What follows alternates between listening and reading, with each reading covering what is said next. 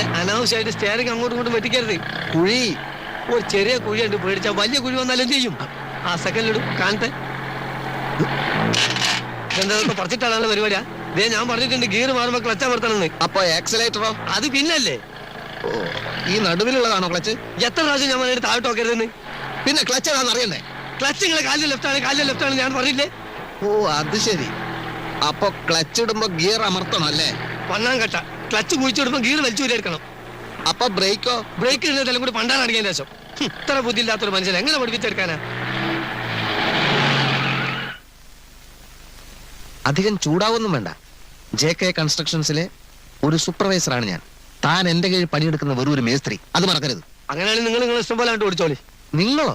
അല്ല, സാറിന് തോന്നിയല്ല അങ്ങ് ഓടിച്ചോ. ഞാൻ ഓടിക്കും. ഞാനേ പോളിടെക്നിക് പഠിച്ചതാ.